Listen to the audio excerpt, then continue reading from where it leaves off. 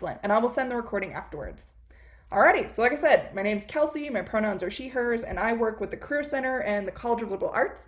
But we're gonna dive into these cool topics because we're cool cats and kittens and we just wanna learn about the world. Okay, so before I dive into resources and all this good stuff, I want you to answer this poll that I'm about to launch um, about what is your next career transition? Okay, so some of you are like, I don't even know what that is, and that's fine. You can choose as many boxes as you want, but on your screen, I do want you to answer this poll, right? So it's important to know what's next, what am I doing, like what's relevant, right? Because that's what's going to shape all of the things that we talk about, whether it's LinkedIn or resumes or cover letters, like what the future. It's usually one step at a time. So it's important to know what that next step is. And then I can shape our content too. Okay, awesome. All right, so far we've got 20 responses. Love it. Ooh, y'all are chatty Cathys. I love it. Okay, awesome. All right, I'm gonna end the poll. And this is where folks are at. So it looks like we've got a lot of folks who are looking for experience, which, woohoo, like that is awesome. I think it's awesome that folks are looking for experience, and I think that that's a crucial thing for you in your next step. So we're going to talk about, okay, how do I do these application materials to find those experiences? And if you have questions at the end that we don't cover, feel free to share with me, and we'll all like touch on a couple things. Okay, so next, I'm going to just go over some of the learning objectives. So you're like, what the heck are we doing today? So I'm going to talk about what the heck is the purpose of a resume or CV and a cover letter. What are some components that you can pay attention to? And again, you'll have lots of resources in your Canvas shell for this, so pay attention to that. And then how do I write these things and what are some areas for bias? We'll also briefly review interviewing resources so that you feel confident with that project when it comes up in your curriculum. Sound good? Okay, so if you see this list and you're like, I already have questions, feel free to put it in the chat box. I'm not shy. But if you're like, I'm just gonna cruise and see what happens, then feel free to just enjoy the ride. Okay, so when folks ask me what the heck is a resume or CV, it's important to start with the purpose, right? If I don't know what this is for, how the heck am I gonna make an effective document? So this is just a basic summary of what the purpose of, you might have heard of CV or resume. So it can be used for a lot of you who are looking for experiences. It could be for grad school, a class assignment like right now. It could be for all sorts of different things. And it is not your entire life story, right? You're not gonna be like, in second grade, I was in Girl Scouts, right? No, we're trying to find the most relevant accomplishments and experiences to demonstrate those talents to ideally move further along in an application process. Seems pretty basic, okay? But with that in mind, it's important to know too what the difference is between a resume and a CV. So I know some of you might be in engineering or science, so I wanted to touch on CV because it will come up, or you might be interested in academia. So a resume is pretty standard, like it's industry focused typically. It's no more than a page if you can help it, but if it's over a page, it's 1.5 pages at least. It's used for a lot of different things. For federal resumes, there's a really specific format. For CVs, it's typically used for research. So if you're applying in academia or for a scholarship, they might want to know all the good stuff. And there's just different formatting norms, but it's pretty much the same. So what they have in common is it's an important document that's updated throughout your life to apply for opportunities. If you want to put in the chat box, if you have a resume already and you're like, I just don't know how to make it better, or if you're like, I haven't even started, feel free to share that. But yeah, the format and content are versatile depending on what you're applying for, right? So to illustrate that, we're going to do a case study, okay? So I want you all to take 1 minute. Okay, 1 minute, and on a piece of paper, and I'm gonna have you use this later on, so you'll wanna do it. On a piece of paper, I want you to write down 3 traits, talents, or skills of an excellent candidate for one of the job titles you see on the screen. Okay? Awesome. Thank you so much for sharing. This makes it way more engaging, right? So again, each of you, because you have different levels of experience, are going to have different things that you'll bring to the table. Some of you, I've talked to students all the time who say, well, I want to be an engineer, but I've only worked in a restaurant. Cool. I don't know if any of you have had to deal with a Karen with a coupon before, but I think that if you've had to deal with a Karen with a coupon, you've probably had to come up with some patience, with some problem solving, with some serious customer service skills, some leadership that really are going to be relevant no matter what you're applying for. So, my job as a career coach and a storyteller is to help you pull out how did you use those critical thinking skills, that teamwork, that communication, and of course, to market yourself for your next experience that maybe will be more relevant for the field you want to go into, right? But we all have to start somewhere. So, it's important to acknowledge that, hey, here's some traits and skills. How can I gain that experience? So, you can be intentional in looking for your next opportunity. Awesome. Yes. Okay. Thank you for sharing. All right, so you're like, okay, cool, but how do I talk about that on a resume? Great, here are some possible sections that you could have on a resume. Obviously, some of this stuff you've probably thought of, and on your course shell, you'll find our resume guide. So all of this will be on there so you can see a snapshot of a sample resume. I'll make sure to go to our website so you can see where to find that if you do lose it. But you don't have to have these sections. These are just possible, right? So maybe you're early on in your career and you're still building your experience. So maybe you want to focus on some of your relevant coursework more than you would your work experience because it's not as relevant, especially for law school, social work, etc. You can also have work experience, doesn't just have to be work experience. It could be teaching experience, engineering experience, relevant experience, whatever you want it to be, but that can help capture some of those things. Okay, so I just want you to think outside the box. It doesn't have to be a paid internship or job, and that's the only thing that counts. There's a lot of flexibility. Okay, so if you've been told don't use anything from high school, that's not entirely accurate. Obviously, you want to replace high school experiences when you get more relevant things, but if that's all you have so far, then put that on there. It's okay. All right. So what I want y'all to think about as you're creating a resume, maybe for the first time, is which of my experiences developed skills that are relevant to the position description I'm applying for, right? And then you can choose section headers or content to emphasize those skills. If anybody has any questions about that, feel free to put it in the chat box. Okay, I'm gonna keep cruising just so you can be like, but what does that look like? Cool. These are things that are not in our resume guide yet. We're updating them for now. But in our resume guide, I know that these questions will come up. So let me just start here. And then again, feel free to ask questions. But when you're like, what order do I put things in? Again, I would highly recommend that you put education up at the top, especially while you're a student. But after that, you have flexibility to decide what sections you want and where. But within each section, it has to be most recent experience to least recent experience. Okay, so that's why it's important to choose section headers carefully, because let's say you have this really cool class project and it's at the bottom of your experience section. What? Like, let's move that to the top, but you have to create a section that can have that reverse chronological order where it's most recent. Okay, if you're just starting out and you're like, I don't even know where to begin, great. Open up a Word document, set the margins to moderate or 1 inch, and just keep going. Choose a font that you like, right? That's where you can start. If you are using a template, please consider not using a template. It's pretty hard to move content around. We can spot it a mile away so it doesn't make you stand out. And it's just gonna be hard as you develop your experience to keep it going.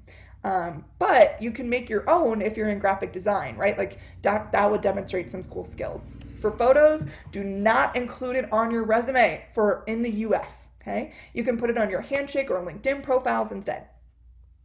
If it's 3.0 higher GPA, please put it. It will help you stand out, but it's not going to get you hired necessarily to have that GPA. It is more important in academic fields. And like I said, feel free to check out the rest of these notes. I know you can read them yourself, but if you're like, but I want to apply abroad, great. In Italy, they might want you to put your headshot on your resume, but you don't know those until you look at our resource called Going Global, which has sample resumes. And again, federal resumes are a whole other ballgame. That's for if you want to apply for a federal job, of course, in the US. So I encourage you to look at that resume guide to answer questions there. I'm going to pause.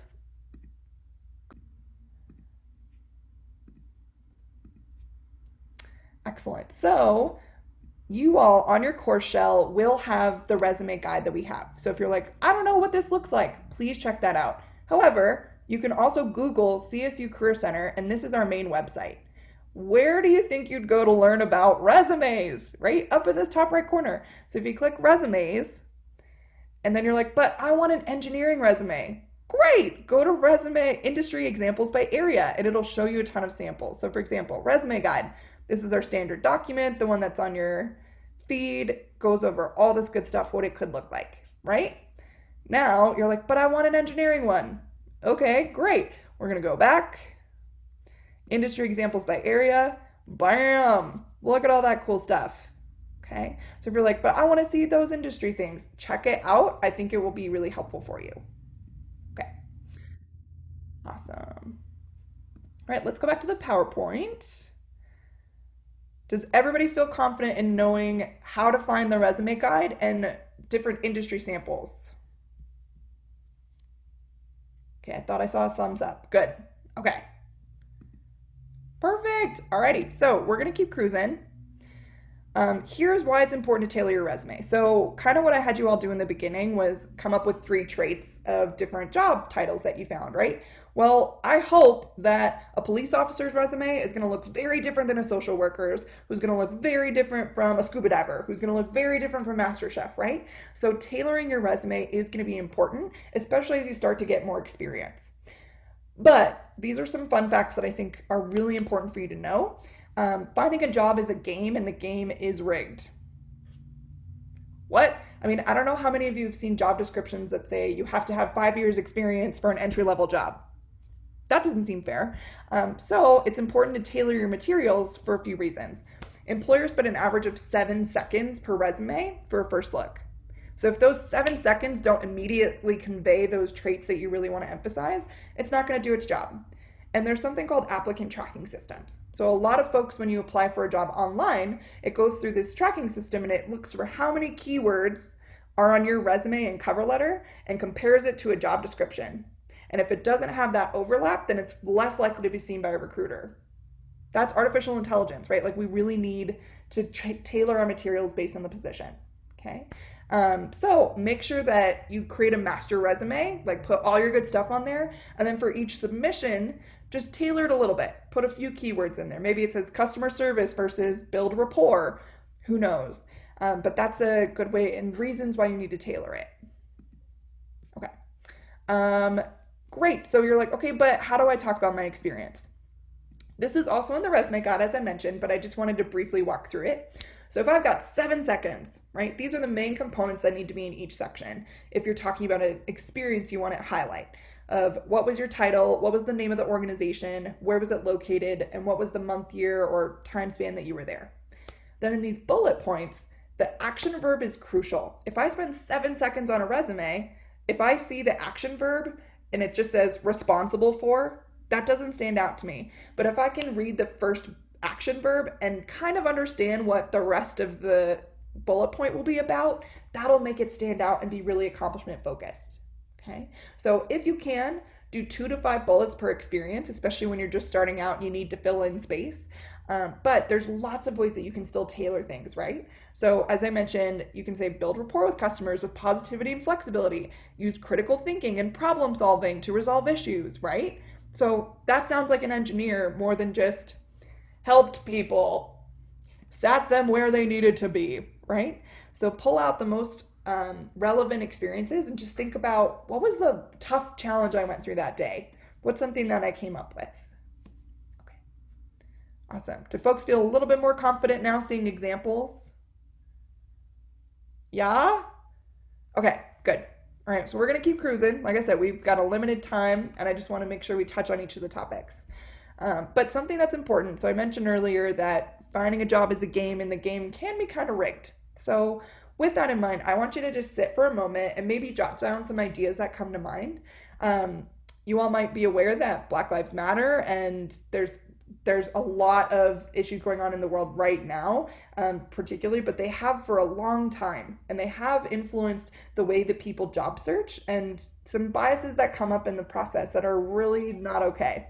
Okay, so with that in mind, I want you to think about how could some information on your resume reveal some of your identities, because you get to have a choice about how you want to present yourself. because your identities are a gift and they could be an asset to an organization, but you get to determine what parts of your story you want to share. So I just want you to pay attention to that. I'm going to admit a couple more folks. Great. Okay, so based on all this stuff, right, if an employer looks for 7 seconds, of course bias is going to be a part of it. So I want you to think and just know, again, our stance is that it's a rigged system, and I want you to learn the rules of the system so you can make informed choices about how to navigate it. And then when you get in positions of power, you can go back and change that growth system. Okay, so here's some ways that you could share your experiences without revealing information that could provoke bias. You get a choice no matter what. I just want to make sure I highlight that. So for example, some folks might have names that aren't as easy to pronounce. So I put Jumanji Rose, right? So it could be, you could spell out the pronunciation of it and include your pronouns, or you could simply just put J period Rose. You are not obligated to give them your full name. You can just include that. Your address, there's some folks that privacy is really important to them, or your address could reveal some bias about where you live. So I encourage students to just put the city and state so you don't put your whole thing.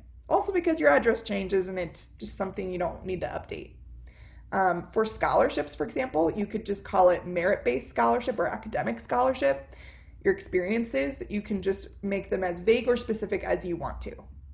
Okay, so again, whether it's religion or gender or any of those pieces that you don't want to share. Some of you might be involved in research projects, particularly at CSU, for example, involving alcohol or other substances that you don't want to put as a word on your resume. Great, you can just say what department that project was from. Eventually it will come up in the interview process, but it's okay to just share the department that that was a part of. Awesome. Are there any questions about this? Nope. Okay, cool. So all of that keeping in mind, right? Like what's the purpose of that resume? What's the purpose of my CV? How do I put these experiences in here? I hope this answers some basic questions and walks through things that weren't on the resume guide. Okay, so cover letters. So I usually get some crossed eyes and question marks for this. So I just want to make sure I highlight it. So cover letters, again, there is a cover letter guide. Please use it. But what the heck is it for and why should I do it? So again, as I mentioned, keywords. So if you don't have a lot of relevant experience in a cover letter, I mean, your resume isn't going to stand out too much, but your cover letter still needs to have those keywords in it so you can get through the applicant tracking systems. So what I tell students is to share things that you're excited to gain, right? You're like, I don't need a recruiter to hear, I don't have XXX experience. I need to hear, I'm excited to gain XXX experience and why, right? So still getting those keywords in there while being authentic about your story is important, especially when you're starting out. And then please read through the rest of these recommendations, but your resume, your cover letter is not just regurgitating your resume, it's telling the story of that content on there as it relates to the position and the organization, okay? Sometimes I joke with students and I call a cover letter a love letter between myself, the position, and the organization. Now, a crappy love letter is one that's a bit too thirsty, right? Where we're just like, please take me, I love you, like, I'll do anything, right? That's too thirsty. But a love letter that never talks about the other person. So let's say I'm just like, I'm amazing and I'm the best, you should hire me. Well, I don't understand why you're interested in me, right? So make sure that you explicitly talk about the organization and do your research. So that's why we say, like, look up their website. Maybe they have some cool social media. Talk about why you actually care. Maybe it's their size or what something is in their mission statement that you can specifically cite. If you're interested in nonprofits, you definitely need to be explicit about their mission statement. Okay, awesome. But you're like, okay, but what's the actual format? And again, I love the cover letter guide because it goes over how to make a value statement for these middle paragraphs. But as a brief overview, I think the first paragraph is a movie trailer. So like, why should I care and what am I going to be watching? So what's your thesis statement? Because you've done lots of essays. So just think about that. For your middle paragraphs, it's making a claim and providing evidence. So I'm not just going to regurgitate, first I worked here, then I worked here, then I worked here. I already know that from your resume. Tell me something I don't know. I worked here, and therefore I think that that critical thinking skill would apply to being an engineer intern at X organization, right? So it's you need to tell that story and convey what you want to share about yourself. And lastly, in this final paragraph, it's restating your interest. Always thank them, and ideally, you just say like, "Please be, thank you so much for your consideration. I look forward to hearing from you about next steps in the hiring process." Okay. This is also where you can put more information about the organization, like a little snippet, but this is a really good space to do that. All right. Are there any questions about cover letters? No? Okay, I'll just save it for the end if folks are like, but what about this? All right. I know we're going really fast, folks. All right, so interview prep. This is one of my favorite things to talk about with students. But essentially, again, we've got resume, cover letter, and because they were so awesome, now you got to the interview stage. What? The number one thing employers say make a candidate stand out is being prepared. It actually isn't an amazing resume because if you're in the interview, then you are just as qualified. They think you're qualified. They just want to know, hey, let's see how you compare to other candidates. Okay. An interview is also an opportunity for you to interview them to see if you're a good fit. So it brings your story all together, and practice is really important. That's why your amazing professors are having you use a platform that we have at the Career Center called Big Interview. So after Big Interview is an online platform where you can actually select questions you want to be asked, and it's a pre-recorded woman. I call her Janet, and she'll go through those questions and say, tell me about a time when you did this thing. And you respond, and it records your response, and then you can watch that video later. I'm going to walk through that just so you feel confident with the platform. But that written reflection and then practicing saying it out loud is so important. You would never go to a baseball game after just watching videos and then be like, I'm a pro baseball player, right? So it's important to practice so that you feel confident with telling your story authentically.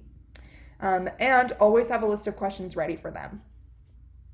Okay, so again, I told you, I knew it was going to be a blitz. Here we go. So when you're like, okay, but how do I learn about all this stuff? Great, guess what? You go to the Career Center website. Yeah. Now, when you do your assignment, your professor will provide the link to Big Interview, but if you need to access it sooner, go to career.colstate.edu, go to our search bar, and type Big Interview. What? Here it is. Okay. So this is Janet, the woman I was talking about. Rumor had it. It walks you through it, but you can just click down here on Big Interview, and it takes you to the website. Okay. So this is what Big Interview looks like. And obviously up here under practice, you can click start here, and it walks through some scenarios to help you understand how to navigate it.